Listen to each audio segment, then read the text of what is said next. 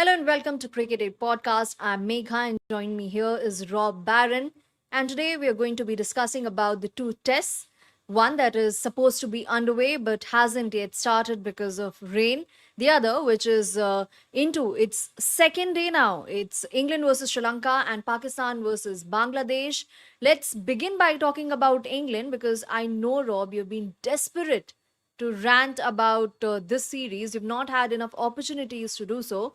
So the first day, it didn't start too well for England. Sri Lanka winning the toss, opting to bowl first, eventually managing to get England to around 218 for six. But what followed subsequently was England's domination. Joe Root slamming his 33rd Test ton, and Atkinson too bringing up his first half century in Test. Yeah. So, firstly, it was good for England that Sri Lanka won the toss and decided to bowl. That is a bad decision. It was a sunny day, which you can't possibly expect in England. At Lords, where we know the pitch has been good. There's been a fair amount of cricket there recently, and you know the pitch is going to be fine.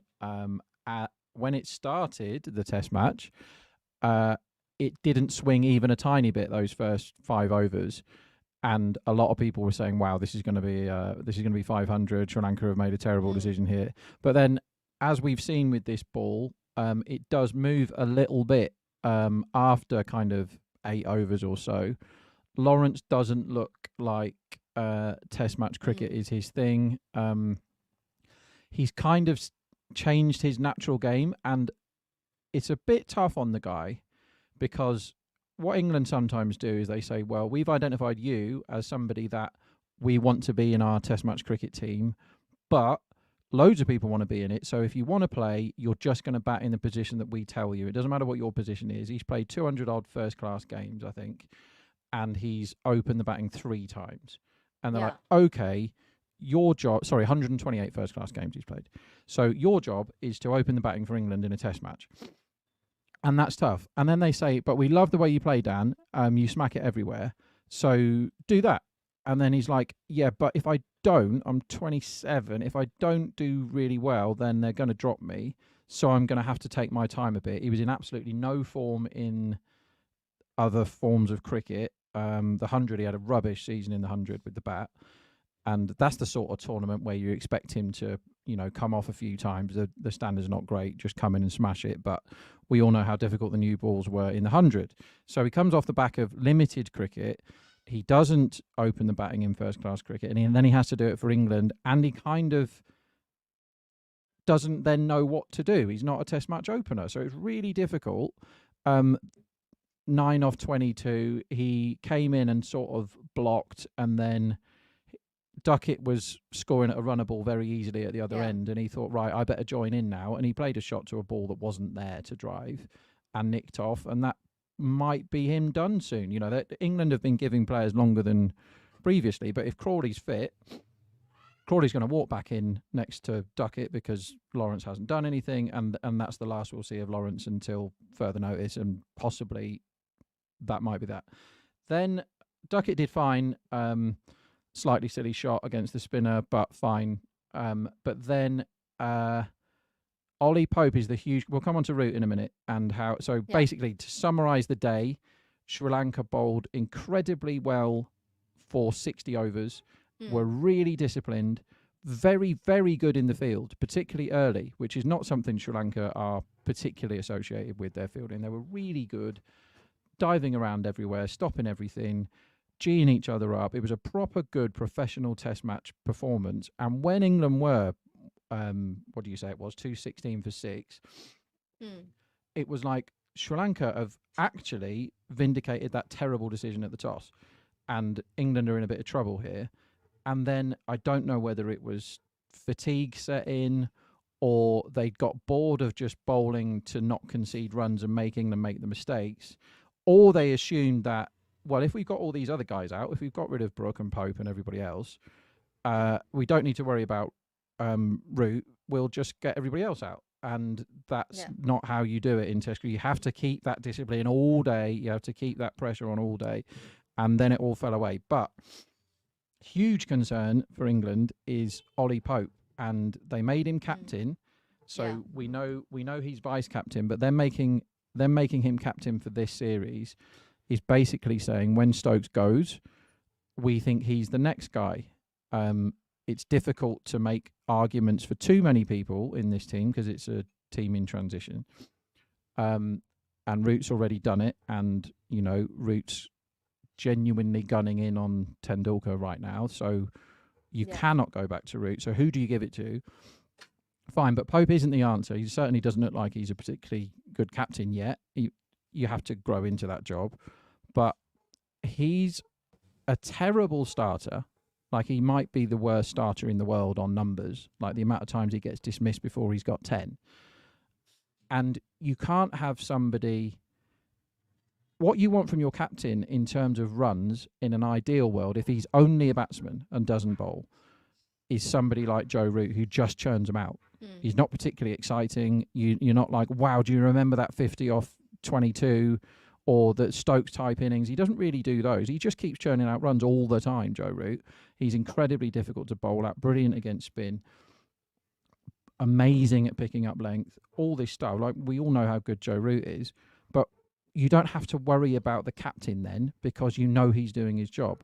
Whereas Ollie Pope, if he scores a double 100 every 20 innings and then no runs in between, the double hundreds are great.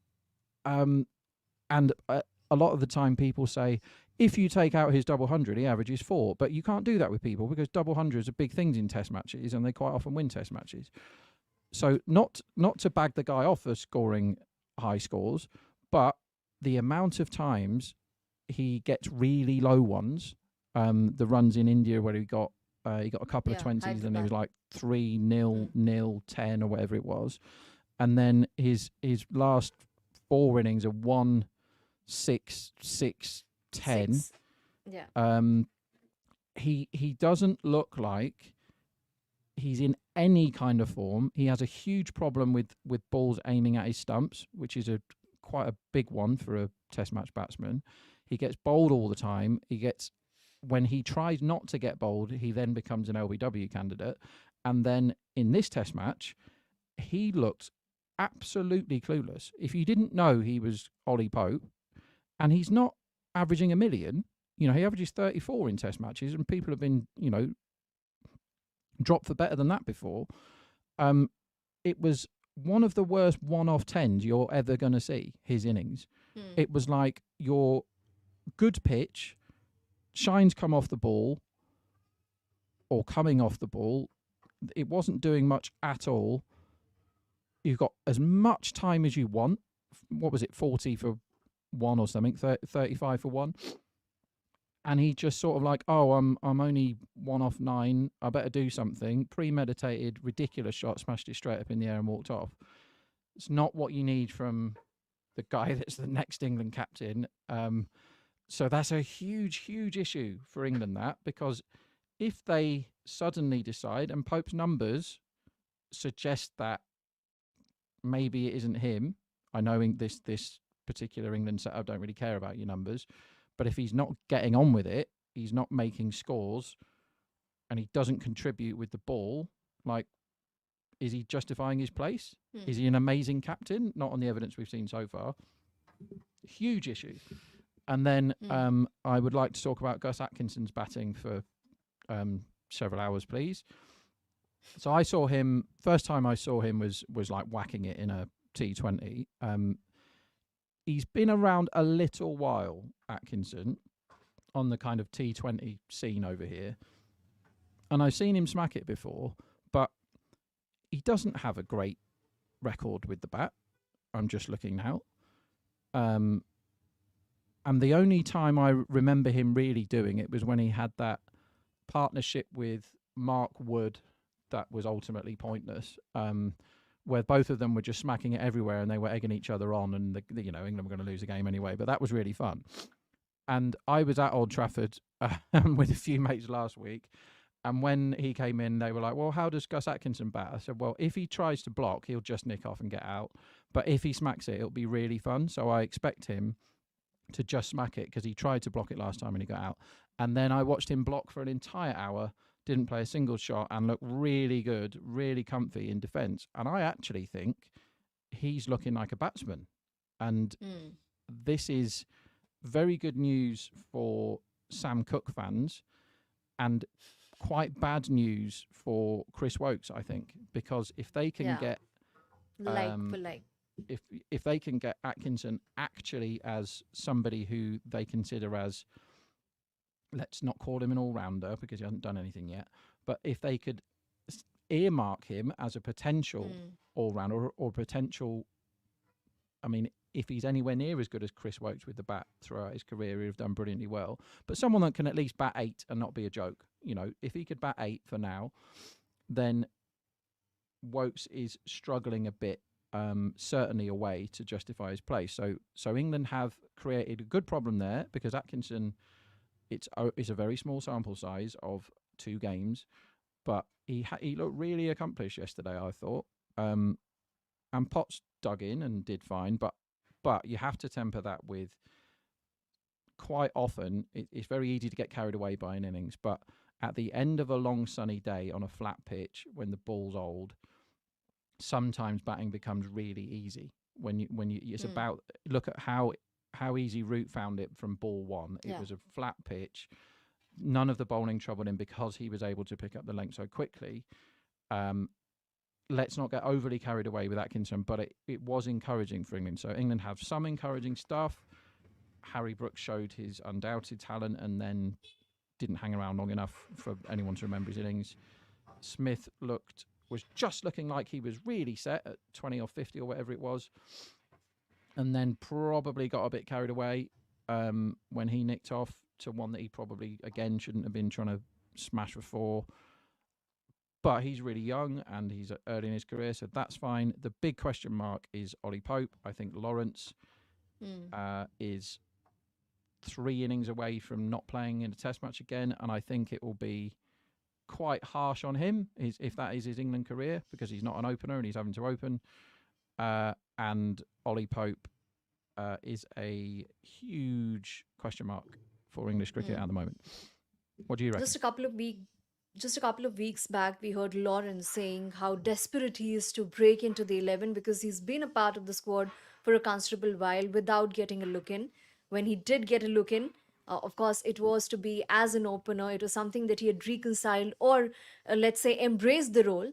But the skill sets probably required a very different. And this just being his 6th innings as an opener in the longer format. Anyway, now moving on to Joe Root. He was going gaga over Atkinson and suggested that he could try his hand at golf as well with that swing. But we'd be talking about and focusing on Joe Root. And there are a lot of people in the comments section, just to highlight those who want us to talk about Root. Aman is rooting for Root. Karthik Kumar says that Root certainly deserved it, one of the modern day greats. And yeah, so not too long back, we were talking about how Root wasn't converting his 50s, and this is around a couple of years or 3 years back. There was also this burden of captaincy on him, and I use the word burden because of how it panned out for him in terms of his numbers and the team. But once Ben Stokes took over, things began to change for Root as well. He began to play fearlessly. He embraced baseball and embraced it probably more than anybody else, because there were times when it looked like he had entirely altered his game. Even in this innings, he got out attempting a reverse. But all of those things are working for him. 143 for him. Just the previous week, he led his team to victory as well. And that innings was crucial because Sri Lanka had got early breakthrough and things could have gotten tricky but for that Root innings. So all in all, a modern day legend for sure, and a part of that big 4 for sure. But there's so many records that he has begun wiping off, and also because England play more tests than others. So where do you see him? Let's not use the word finishing off, but where do you see him heading from here? Because there's still many years of Test cricket left in Root. Yeah, he can get past Tendulkar if he really wants to. I don't Overall know whether runs, you mean? Yeah, Tendulkar and has multiple records. Yeah. Sorry, to be the number 1 in terms of Test match runs scored, he can get there. So the thing with Root is, I think England getting rid of him in T20 when Root really didn't want that to be the case, has given him a shot at that record, and that is, I mean, people talk about records a lot. I mean, yesterday they handed out a cap to Ben Duckett for playing it in his 25th Test match. Now that's like everybody gets a trophy at school day, right? Now you've got to pack that in. I don't need to see that on my TV screen for a minute. There's no way that can take 1 minute of my life. But let's pack all that in. But having the most runs in the history of Test match cricket as a batsman, that's a good one. That's a realistic one. You know, we all got obsessed with the 100 things for Sachin for a year and a half while he was trying to get that. But I mean, that's a stupendous record. Kohli is obviously still knocking around to gun stuff down. But the thing with Root is, if England have dropped him from the ODIs because they want to look to the future in that format or prolong his Test match career, fine. Well, what they could have told us if that's the case, or maybe they're giving him a rest and just assuming he'll be fine for the Champions Trophy, having not played any 50-over cricket for however long it'll be. Anyway, never mind speculating about all that.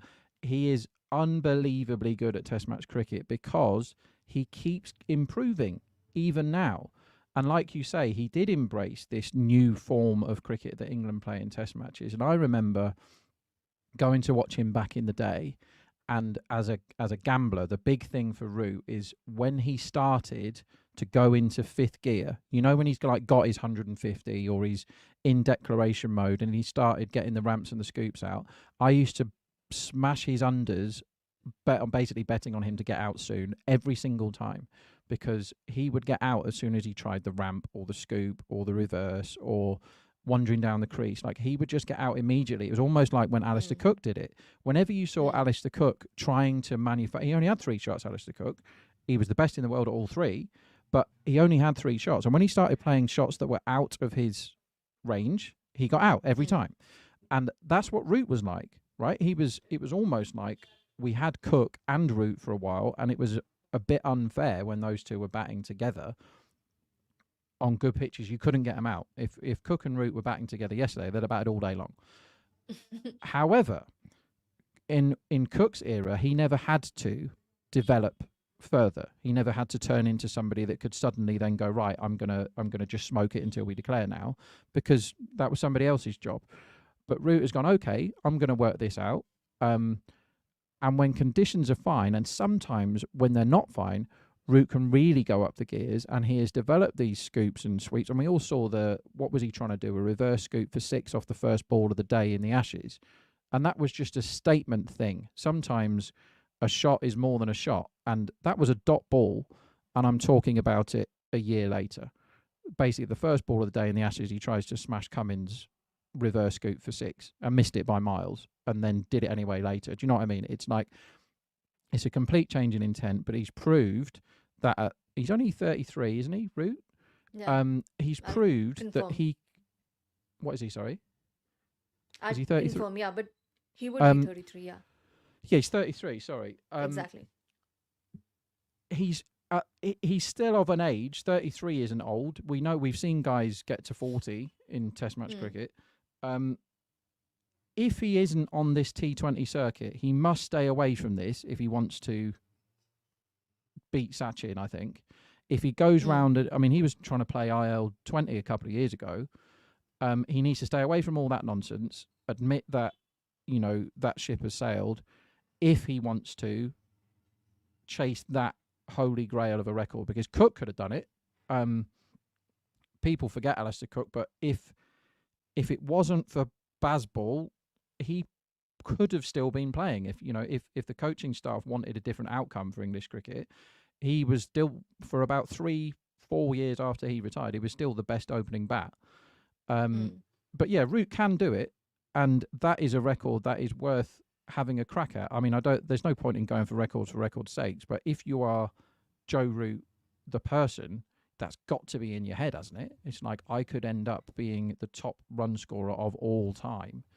I mean, that's a pretty good one to have on your CV, but just to end on something that really did annoy me yesterday, stop having ceremonies for nothing, please, in the world in general, in kids' schools. But I don't want to be at a Test match and the announcer's going, "Can everyone be quiet, please?" And everyone's having a huddle, and someone's doing a bloody speech because someone's playing their 25th game. Are you being serious? Like, come on now.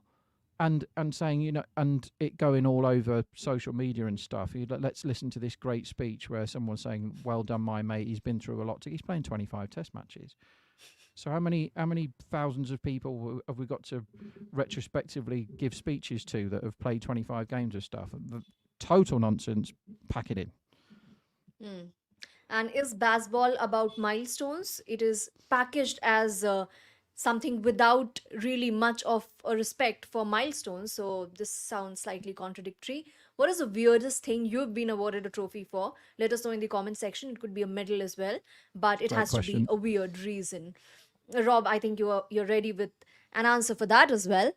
Meanwhile, Sid says it's incredible that it'll potentially take two people to break Sachin's record, and Hari is greeting us. Akash has enlisted his favorites, his top four, and I'm assuming this is the order in which he'd rank them in Test. It's Steve Smith, Root, Kohli, and then Williamson. Hari Krishna also says, has Joe Root not playing T20s helped his fitness? Comparatively, ODIs have become lesser as well in the last decade, and England don't play as many ODIs. In fact, Test is what they prioritize.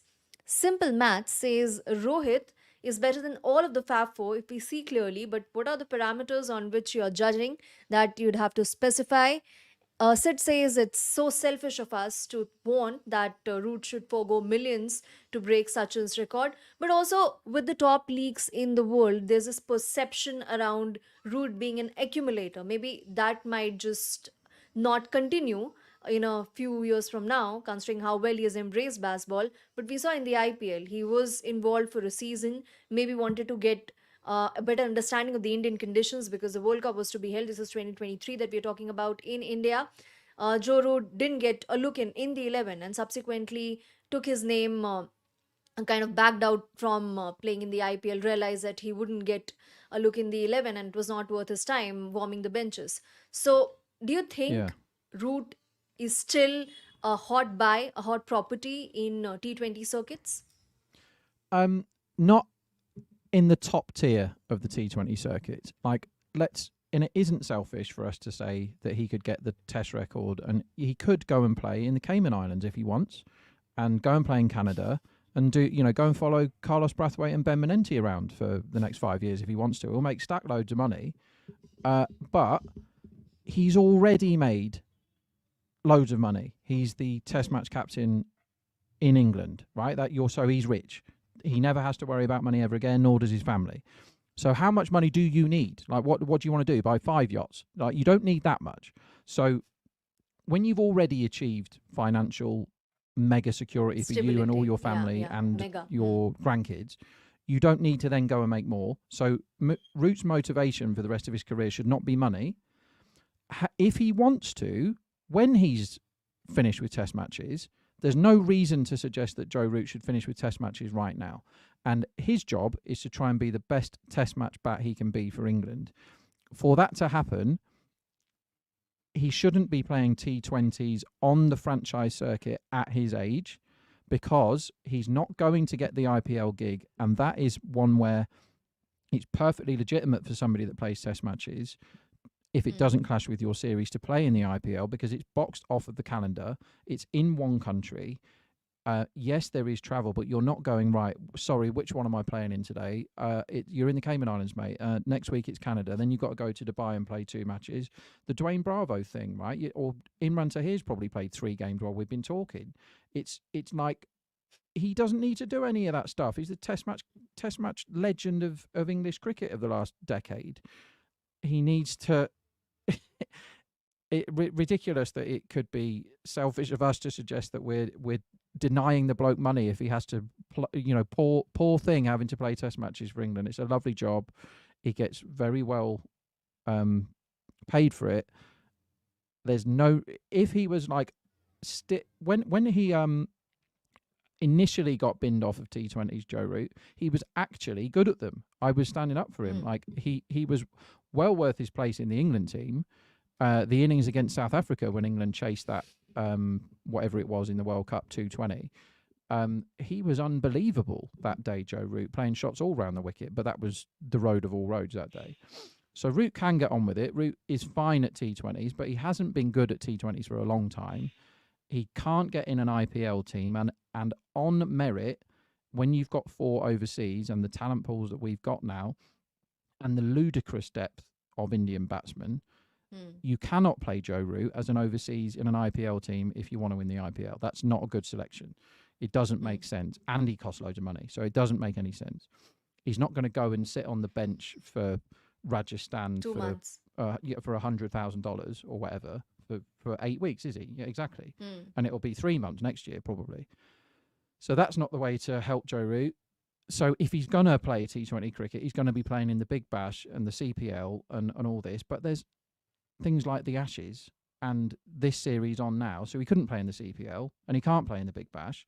So saying that he can't, that he's playing Test match cricket instead of the circuit, it's instead of the comedy circuit, not the cricket circuit. It's instead of going around, and it's exhibition circuit is what we're talking about here. And if Carlos Brathwaite is honest, he is on the exhibition circuit now. And David Warner, that's what he's doing. He's not playing cricket. He's going around to places because people are paying. And these guys don't even know the names of the teams that they're playing for. And it doesn't bother them. That's not what they're there for, right? The cricket means nothing. I don't remember a single result of any of these clown games that I've watched in the last couple of weeks. So I just want to put that argument very firmly into the bin. All right, then. So now let's turn our attention to the Pakistan-Bangladesh game. It has been, the first day has been washed off, and incessant rain has been around for a while now. So let's focus on Shaheen Afridi. He'd not be a part of the 11. He went back home for the birth of his first child, came back because he wanted to be a part of the 11. Just let's have a look at his numbers. In Australia, where even not just Australian pacers, but Pakistan pacers too fared decently well, despite the 3-0 whitewash, Shaheen still averaged around 41. And even against Bangladesh, just managed 2 wickets, giving away 98 runs. Not something that you'd expect from a player of his stature, but the speed for which he was known, that has dropped significantly since his last injury. So how do you see him making a comeback from here? Because this might look like a big setback, at least for him, considering he was a captain of the team at one point, albeit different format. But just a player of his stature being dropped. Gillespie mentioned that he's working on his bowling. There are some things that they need to tweak. Did not really specify if he was dropped, but from the looks of the things, it's clear that he's been dropped. Yeah, we've spoken about Shaheen before, and I've said this before, but he was somebody that blew onto the scene as a teenager, and he was already really good as a teenager. We were speaking about Mafaka yesterday, and he isn't already really good as a teenager. He's somebody who's like, he could be really good. But Shaheen came on and he was already near enough the finished article. He was like, wow, he's got the left arm. He is really quick. He does move it. He's blowing people's pads off left, right and centre already. We don't need to develop this. It's like I remember Mohammed Amir when he came on the scene at a similar age, and you're like, wow. You know, we all know what happened to him. He's got all sorts going on off the field. The guy is 24 and we've been watching him for 6 years. He's a complete gun, but when you look at his, he's played BPL, he's played lots and lots of PSL, obviously, and he's played 100, right? He's also played, he's 24, remember, he's played 70 T20 internationals, 53 ODIs, 30 test matches, and 195 T20s already. That's too much for a 24-year-old fast bowler. Also, Shaheen has been burdened not only with expectancy and like being from almost the minute they put him in the team in that 2019 World Cup, when everyone was like, whoa, this guy's good, isn't he? And his first over numbers and his new ball, ludicrous, not potential. Like we talk about potential all the time. It wasn't potential. It was like he's doing it right now as a kid. they were like, right, we'll just build the attack around him in all formats, and that's fine. It's so easy to say that, but there's an individual at the centre of that who is, only just an adult legally, like this 18, 19-year-old kid. Let's make him the spearhead for test matches, ODIs, and T20Is. And then after about 3 or 4 years of him slogging it all around the world, playing all matches, all formats, all the time, let's make him captain of one of them. Isn't Shaheen Afridi his father-in-law or something as well? Yeah. So you got all that going on. I mean, imagine that. Imagine that guy around your table at, Sunday dinner or whatever. So you got all that going on.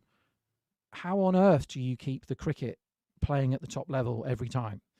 And you can't dig anyone out for not taking wickets at Rawalpindi.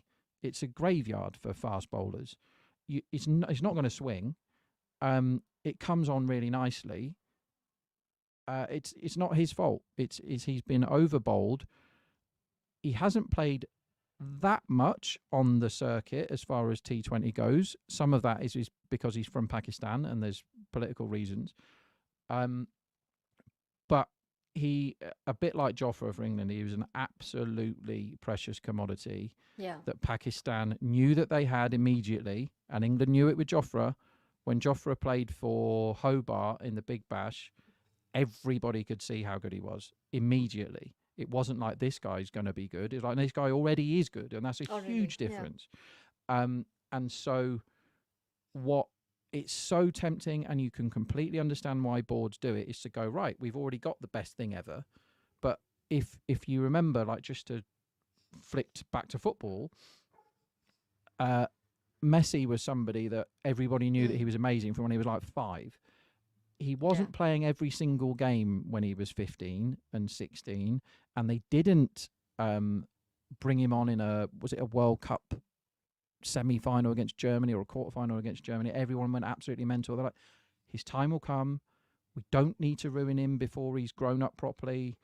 And fast forward 20 years and he's winning a World Cup for Argentina by himself. So you have to... It's so tempting to say, right, we've got the best guy, so let's just play him in every single game ever, and everything will be fine. Human beings who have to travel all around the world, fast bowling all the time, and particularly ones that are burdened with, sorry, Shaheen, but we really need a wicket. Remember the World Cup final in the T20 against England when he went off injured? They were like, well, can you please just do it, though, because we really need a wicket and you're the best bowler. And then he hobbles off. The game. Like, that's the position that he's propelled himself into. How old was he then? 22 or 21? And you're like, it's too much for him. Also, his batting is got loads better. And he's come up the order for franchise teams now and batted 3 and stuff. And he's whacked 50s off 19 balls. And so he's got so much going for him. Don't overburden these guys, because... we don't want to be saying, do you remember how good... I don't want to see another Jofra Archer happening here. And Jofra now is still a really, really good bowler, but he's not in the conversation with Bumrah, which he was when we first saw him. It was like, did you see that spell from Jofra? We haven't seen one of those since the injuries. So we've got Pakistan have got a responsibility to Shaheen to wrap him in cotton wool a bit. And maybe now's the time... He's just had a kid. Now's the time to say, look, go and spend some time with your family. Don't worry about this series. Have a few months. Please report to the trainer every day, and we'll make sure that your body is as fit and healthy as it can be. We're going to rest you up. We're going to, I'm not qualified to talk about biomechanics and nutrition and all that stuff. Look at the state of me. But get the guy fit, healthy, rested, and then bring him back for stuff that is more important than a series at Rawalpindi against Bangladesh. But then in Shaheen's case, we don't know whether he's been released from the squad or not, because in the first test, the players whose services weren't needed in the 11, they were allowed to play for Pakistan A, because subsequently, at the same time, rather parallelly, there was this game underway against Bangladesh A. So there's no clarity on that. But quickly, just to pinpoint what has gone wrong with Shaheen Shah Afridi, We saw how good he was in the 2021 edition, and then again in the 2022 edition as well. In the finals, it almost looked like Pakistan's fortunes entirely hinged on him. And then came this injury, and since then it has all gone haywire for him. Do you think it was the taste of captaincy? Do you think it's the internal politics? Because around the recently concluded T20 World Cup, after it ended disaster for Pakistan, with them crashing out in the first round itself, it was said that Shaheen didn't cooperate enough. Again, just reports. We don't know what the reality is. Is it that, or is it to do with just the fact that he was injured? It's very difficult to make a comeback after an injury in case of a pacer. What do you attribute it to? Well, it could be any of those things, but from where I'm sitting, it looked very much like it's not a surprise that a guy that plays every game in every format, who is still growing up and learning about the game, gets injured because he's a fast bowler, left arm that absolutely steams in at high pace. And he has to do batting as well, and he has to do captaincy. So he's burdened with loads of stuff, plus the family, plus the Pakistan media, plus the fan pressure of being the best guy and all this. It's huge. It's the amount of stuff you see on social media, and I'm not on social media all that much. I only use one of them, and I see loads of stuff about how dare the people that are moan at him, get off the kid's back. It's not his fault that he got injured. And it's not his fault that occasionally he's going to put a less than brilliant performance in. Any Pakistan fan out there that is digging him out for not performing, that's a disgrace. Like, you're not a proper fan if you're giving Shaheen a hard time for performing less well post big injury than you've seen him at his peak. You were lucky to have him at his peak. So the press and the media and the fans need to get off his case. They need to get him better and manage him. Otherwise, we've got another Jofra Archer on our hands, and we don't want that again. I'm not saying Jofra's done, and Jofra could come back and do amazing things, and Jofra's still a very good bowler. He's still well worth his place in the England team. But when I first saw him playing for Hobart, you were like, well, he's the best fielder on the pitch. His batting is really fun. He hasn't scored a run for 5 years. You thought he has the potential to be somebody who could, come up the order and have a smack, like a pinch hitter type guy. He can do anything with the ball. Like, he could be the next Bumrah. He was that good. He had Steve Smith on toast in a test match. He pulled the game out of the fire in a super over the World Cup. He was a young man. Yeah. And then because they made him bowl 1 million overs in drawn test matches in New Zealand for no reason, when he had a bad elbow, they lost him for 4 years. This sort of thing shouldn't happen again. England somebody should be in huge trouble for what happened to Jofra Archer. And we don't want to see unbelievably talented cricketers disappear because their boards and their teams get too greedy and try and play them in every cricket match. But we're going to have to wrap it up soon because I've got to get on a train.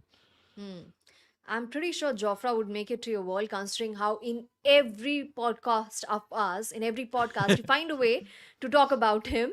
But yeah, remember, Rob said that he's not much active on social media. You have to egg him on to be more active. And for that, do remember to follow him and follow us on Cricket8 across the social media platforms so that you get all of our updates. As of now, thank you so much for joining. We'll see you again next week. Goodbye and take care. Bye-bye, Rob. Bye-bye.